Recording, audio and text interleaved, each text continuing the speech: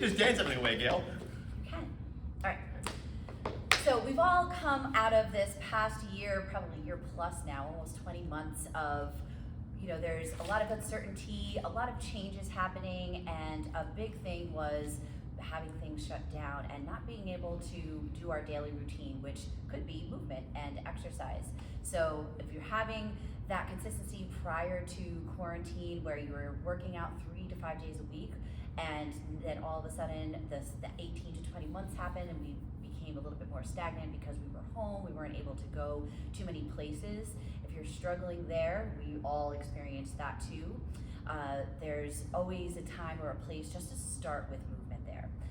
Another thing could be if the job moved to home and you feel yourself sitting throughout the day and starting to feel a little bit uncomfortable in your skin, maybe looking into the closet, those clothes that used to fit are just not fitting the way that they wanted to.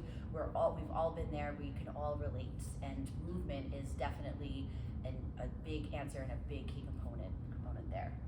Yeah, so the theme of today's video is going to be movement is medicine. And if you're experiencing some of the things that Gail mentioned, like you're constantly stressed, you're unhappy in your current body, or your body hurts or just doesn't feel good, or maybe you've gained weight across a certain time due to lack of movement, she was expressing the relatability that we've all been there to some extent. So we're gonna share some stories, and I'll start this one off of like when I wasn't doing movement and what that was causing or what that cost me. I remember I was young, and there was this period as a teenager that I was not confident in my body. I was not exercising, I was not working out, I was living on chips and iced tea and like all these things that you think you can as a teenager. And when I would go to pool parties or swim with friends, I would always keep my shirt on.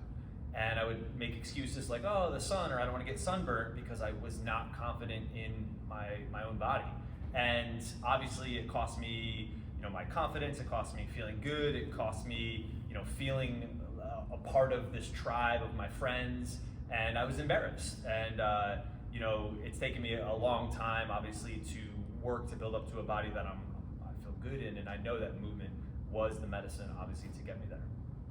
So similarly to Sean about not feeling confident with like the shirt off, back in middle school, so maybe like 2012, around there was this craze going around called the ALS Ice Bucket Challenge.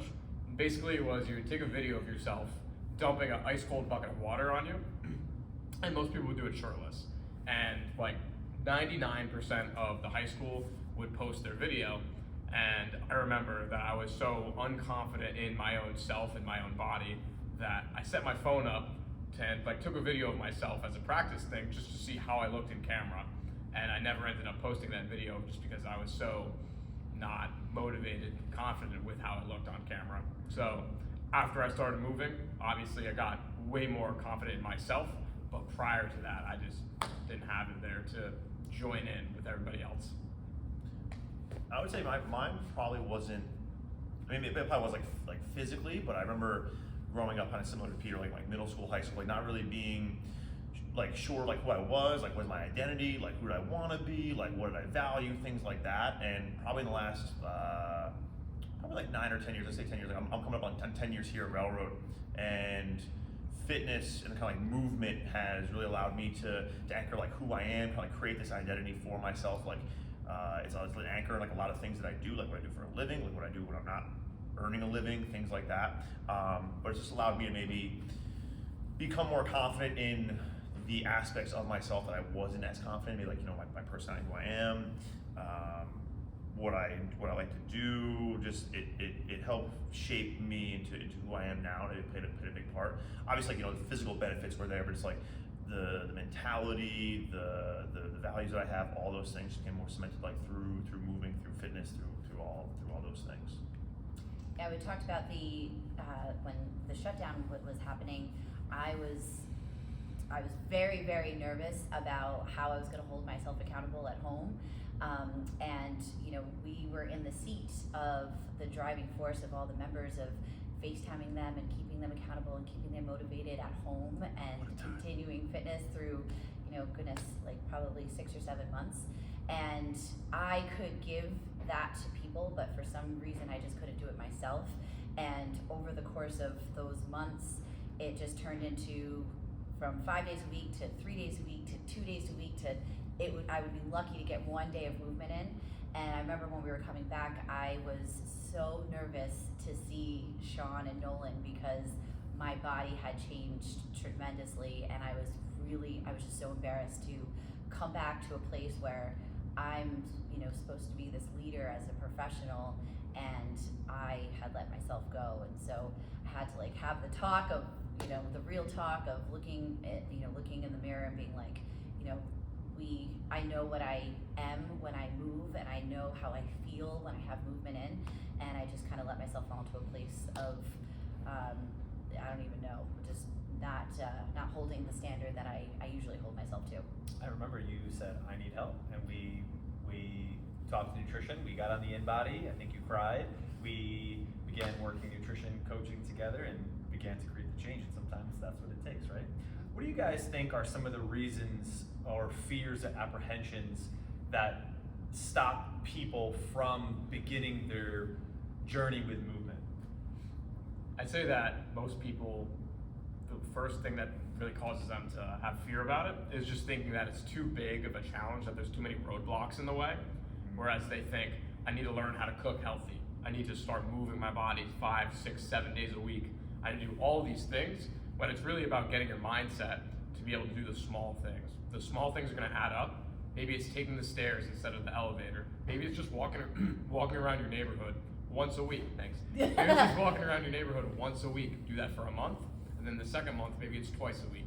It's really the small little changes that are gonna add up, eventually bringing you towards getting towards doing more things at once. But start small. What do you think, Nolan? What do you think are fears or apprehensions that stop people?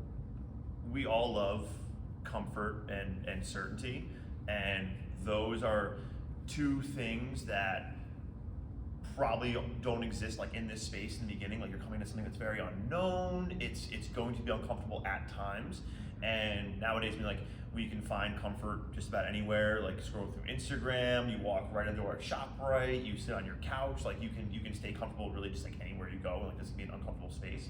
And also in here, the certainty is kind of taken out of your hands. You're giving control to somebody else to come in here and hey, we have the workout plan for you. We're gonna lead you from start to end. We're gonna help you decide weights, things like that, where it can be a little uncertain, it's a little bit unknown of what exactly you're taking part in, even though we made this plan to get you from A to B. So I was there at myself too. When I started working out with Sean almost 10 years ago, it's I came into this thing and I'm I don't know what I'm doing. I'm not going to show up this thing, kind of just taking the chance. But those two, the certainty and the comfort are two big things that maybe stop people. Myself included, from maybe taking that step and starting the things that we need to do. Mm-hmm. Sure. I remember at the first starting as well, it was the fear of it being too hard, and the fear of injury. I'm going to hurt myself, and just like you said, I don't know what I'm doing, so I'm going to be looked at, or I'm not going to be accepted. I had been out of the fitness game for a really long time, but what's great about, and what I've heard stories also very relatable to what we feel and what people coming in feel, is that if you go to an access gym, there isn't a plan written for you, and maybe you're not knowing about how to use a machine correctly or dumbbells correctly, and that is the fear around getting hurt. This here is, you're always having eyes, we're always teaching, we're always demonstrating, we always have eyes, we're putting everybody through assessments where they can learn about their body and we can learn about their body. So it becomes this really great journey of learning about yourself, gaining confidence, and almost that fear of injury or that fear of safety is taken away because we become the eyes. And I think that is a great thing to think about before starting fitness is, where do you want to go? Is it a place of just kind of throwing yourself into a big sea of equipment, or going to a place where you can be taught appropriately? Yeah, and I think to close the fear loop, I think of three things, and we'll pertain it to us. I think an outsider looking in sees on Instagram or YouTube or whatever they see, CrossFit style things, and they immediately think of where they're at, and they say, I can't do that. I can't do that. I could never do that. I think that's the first thing, is just seeing something that you can't fathom yourself doing. And that's step one. I think 2 is fear of judgment. I think because I can't do that, people are gonna look at me shamefully, look down on me, talk down on whatever story we tell ourselves. And then the 3rd is maybe something hurts or is in pain or aches, like, oh, my knee is bugging me, I couldn't do that. Or the fear of getting hurt, like, oh, I heard it's dangerous. I think those 3 things are big apprehension points for people that are all can be debunked in their own way. And we see it become debunked when the person takes the first step to have the conversation, meets us, begins working one-on-one with one of these 3 amazing coaches, and then is like, mind blown. And then wherever their path goes. What do you guys think, to close this up with movement as medicine, what do you guys think is, like, how do we begin to create that behavior change? What you alluded to this a little bit, and I think that was a really important one, of like a small step, the step before the running, so to speak. What do you guys think helps someone create the behavior change to begin movement as medicine? Doesn't necessarily have to mean starting here, but beginning their journey with movement. What do you think? I mean, like what you just said, where it's like the fears of like I can't do that, I'm gonna be judged. The judgment one was big because like you need to surround yourself with people who won't judge you, who support you. Like basically like create that circle where it's like, if you have a crazy idea, you want to do something, like cool, like go do that, like let's do that together.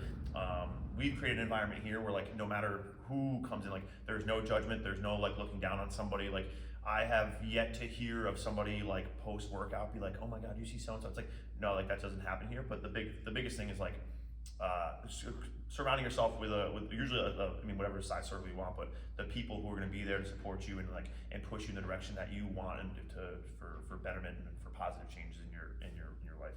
That's a great one. Environment. Mm-hmm. Yeah. I think that gaining momentum, of course, like taking that first step, the biggest thing that I see, and I remember seeing it for myself, and I'm sure that you guys can relate to this, is you start to see progress. You start to see little small things change outside of the gym that could possibly just like keep that momentum going. For an example is my father. I remember he started working one-on-one with Nolan. That's celebratory. He had a couple of spills and was tired of being off balance, tired of not feeling confident on his own 2 feet. And I remember a couple of sessions in, he told me that he one day moved the coffee pot from front to back, or from the back to the front of the counter without any back pain. And he kind of sat there for a second and realized, like, I can't believe I spent all this time with lower back pain just moving something simple like a coffee pot from back to the front of the counter. And he was like, this is working. And that was 1 day a week for 30 minutes. And he saw the changes. So gaining momentum, trusting the process, and then starting to see these little measurable results, I think that's going to help people kind of keep there. Do you have one? I'd say letting the voice inside your head shift from negative thoughts into more positive thoughts. So this is something I find with myself. Anytime where I think about, doesn't necessarily happen with lifting, but if somebody was thinking, I'm scared that I'm going to be sore, or anything that they really tell themselves that the negative outcomes of either lifting, I'm going to get too tired, it's going to be too hard. Think about the positives and the fact that it's going to help me get closer to where I want to be in terms of fitness. It's going to help me build my muscle. It's going to help me become a fitter, just healthier person in general. So definitely just try and outweigh those negative thoughts with the positive thoughts about what you're actually striving for. Cool. And then I'll close, piggyback off of your mental one. Maybe it's starting to retrain our brain a little bit, because I think we're all so focused to find what's wrong or what's negative. And that could even be as simple as, like, say you did something active in the day, you walked around the house more, or, because it's about to be winter here, or you did take a walk around the neighborhood, and you write that down and you say, one good thing that I did today, or one active thing I did today was I walked around the neighborhood, or I chose to take the stairs. You start recognizing these things that you're doing, these small things that add up. And then the second is ask yourself this question. This is where we're going to close. If not now, when?